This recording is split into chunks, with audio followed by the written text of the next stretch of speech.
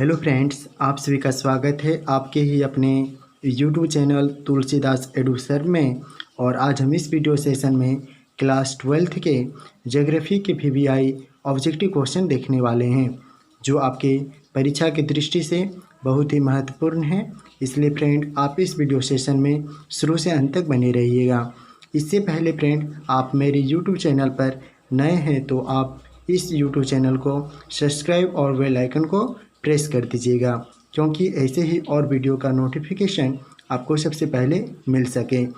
तो आज इस वीडियो को स्टार्ट करते हैं फर्स्ट प्रश्न से। और आपका फर्स्ट प्रश्न है, ओभरक का मुख्य उत्पादक देश है। इस प्रश्न का राइट आंसर होगा ऑप्शन ए होगा भारत। ठीक है, ओभरक का मुख्य उत्पादक जो देश हैं वो क्या है? भारत है। यानी भारत में ही सर्वाधिक जो ओभरक का उत्पादन होता है। ठीक है, चलते हैं फिर अगले प्रश्न की ओर। और आपका प्रश्न है, निम्नलिखित में से किसने भूगोल के मानववादी संप्रदाय की स्थापना की? इस प्रश्न का राइट आंसर होगा ऑप्शन सी होगा तुआन। चलते हैं फिर अगले प्रश्न की ओर। और आपका प्रश्न है, किरकुक जो विश्व में सर्वाधिक महत्वपूर्ण तेल क्षेत्र है कहाँ स्थित है? यानी आपको बताना है किरकुक जो है कहाँ स्थित है। तो इस प्रश्न का राइट आंसर होगा ऑप्शन सी होगा इराक। और आपका अगला प्रश्न है, निम्नलिखित में से किस राज्य की सबसे लंबी तट रेखा है? यानी किस राज्य की सबसे लंबी तट रेखा है वो आपको बताना है। तो इस प्रश्न का राइट आंसर होगा ऑप्शन बी होगा गुजरात। यानी गुजरात की जो सबसे लंबी तट रेखा है। ठीक है, और आपका नेक्स्ट सवाल है, भारत में सबसे बड़ी मात्रा में आयात की जाने वाली वस्तुएं कौन सी हैं? तो इस प्रश्न का ऑप्शन देखते हैं, और इसका ऑप्शन आपके सामने है। तो इस प्रश्न का राइट आंसर होगा ऑप्शन सी होगा पेट्रोलियम व चिकनाई पदार्थ। ठीक है, तो पेट्रोलियम व चिकनाई पदार्थ इस प्रश्न का राइट आंसर होगा। और आपका अगला प्रश्न है, निम्नलिखित में से कौन भारत में नीली क्रांति से संबंधित है? तो इस प्रश्न का राइट आंसर होगा ऑप्शन डी होगा मत्स्य पालन। चलते हैं फिर अगले प्रश्न की ओर।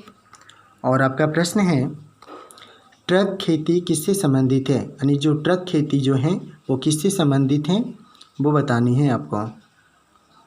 तो इस प्रश्न का राइट आंसर होगा ऑप्शन ए होगा साग सब्जी। ठीक है, तो ट्रक खेती किससे संबंधित है? तो साग सब्जी से संबंधित है। अगला प्रश्न है, निम्नलिखित में से कौन सा राज्य के लिए मानव विकास सूचकांक न्यूनतम दर्ज किया गया है? इस प्रश्न का राइट आंसर होगा ऑप्शन ए होगा बिहार। नेक्स्ट सवाल है, बोकारो इस्पात संयंत्र का निर्माण हुआ था देश के सहयोग से। यानी बोकारो इस्पात संयंत्र का जो निर्माण हुआ था वो किस देश के सहयोग से हुआ था वो आपसे पूछा है। तो इस प्रश्न का राइट आंसर होगा ऑप्शन डी होगा रूस। नेक्स्ट सवाल है, ऊर्जा संसाधन उपयोग की प्रक्रिया में अंतिम अवस्था है। इस प्रश्न का राइट आंसर होगा ऑप्शन सी होगा अपशिष्ट सामग्री का निपटाना। नेक्स्ट सवाल है, निम्नलिखित में से कौन जनजातीय अर्थव्यवस्था के साथ संबंधित है? तो इसका ऑप्शन देखते हैं। इसका ऑप्शन आपके सामने है। तो इस प्रश्न का राइट आंसर होगा ऑप्शन डी होगा स्थानांतरित कृषि। स्थानांतरित जो कृषि इस प्रश्न का राइट आंसर होगा। नेक्स्ट सवाल है फ्रेंड आपका, निम्नलिखित में से किस राज्य में उसके कृषि क्षेत्र का अधिकतम प्रतिशत नहर सिंचाई के अंतर्गत आता है? तो इस प्रश्न का राइट आंसर होगा ऑप्शन ए होगा उत्तर प्रदेश। नेक्स्ट सवाल है, उत्तर पूर्वी भारत में स्थानांतरित कृषि की प्रथा को डैश कहते हैं। यानी उत्तरी पूर्वी भारत में स्थानांतरित कृषि की प्रथा को क्या कहते हैं वो आपसे पूछा है। तो इस प्रश्न का राइट आंसर होगा ऑप्शन डी होगा झूम खेती। नेक्स्ट सवाल है, सूती वस्त्र की राजधानी है तो इस प्रश्न का राइट आंसर होगा ऑप्शन सी होगा मुंबई। नेक्स्ट सवाल है,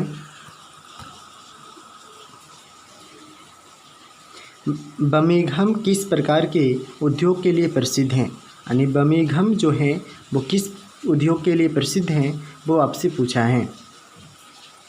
तो इस प्रश्न का राइट आंसर होगा ऑप्शन सी होगा लोहा इस्पात। तो बर्मिंघम जो है वो लोहा इस्पात उद्योग से प्रसिद्ध हैं। चलते हैं फिर अगले प्रश्न की ओर, और आपका प्रश्न है, पंचम क्रियाकलाप में लगे लोगों के लिए निम्नलिखित परिभाषित शब्दों में से किसका प्रयोग किया जाता है? इस प्रश्न का राइट आंसर होगा ऑप्शन सी होगा स्वर्ण कोलर श्रमिक। स्वर्ण कोलर श्रमिक इस प्रश्न का राइट आंसर होगा। और आपका अगला सवाल है, निम्नलिखित में से कौन परिवहन की तीव्रतम साधन है? तो इस प्रश्न का ऑप्शन देखते हैं, और इसका ऑप्शन आपके सामने है। तो इस प्रश्न का राइट आंसर होगा ऑप्शन ए होगा वायु परिवहन।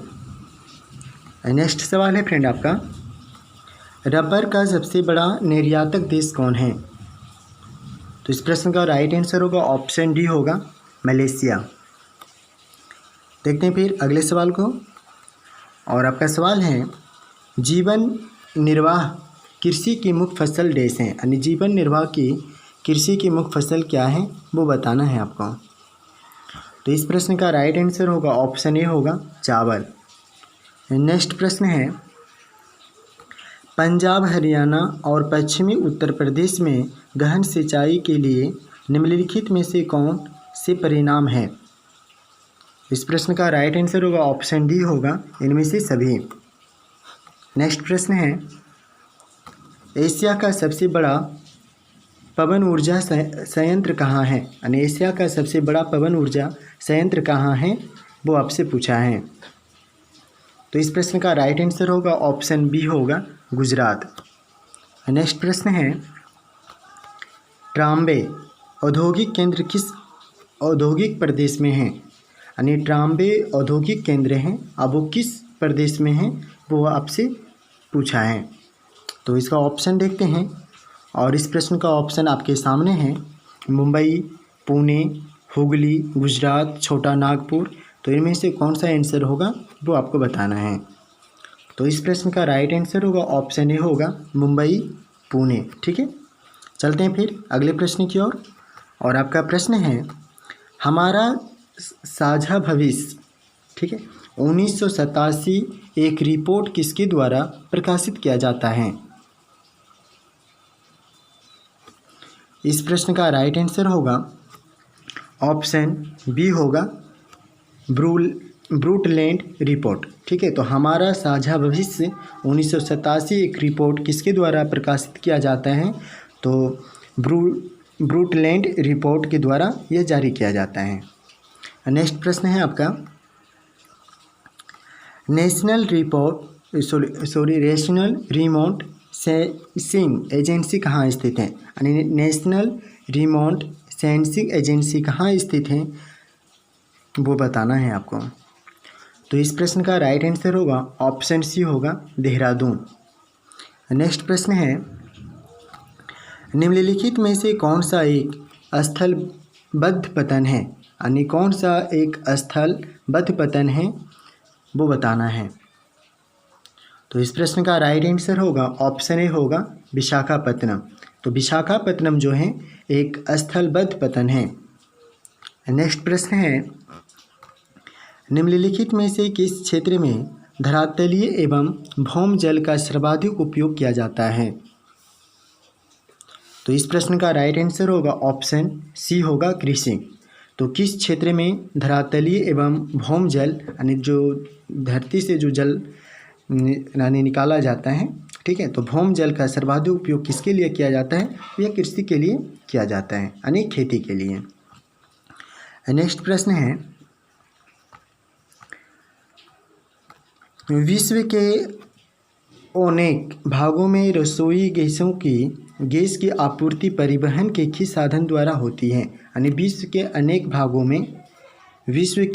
भागों में रसोई गैस की आपूर्ति परिवहन के किस साधन द्वारा होती हैं, वो बताना है। तो इस प्रश्न का राइट आंसर होगा ऑप्शन बी होगा पाइपलाइन। नेक्स्ट प्रश्न है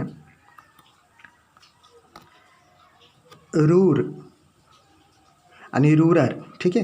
तो रूरल कोयला किस क्षेत्र यानी रूरल कोयला क्षेत्र किस देश में स्थित है, यानी रूरल जो कोयला है वो किस क्षेत्र में स्थित है वो बताना है।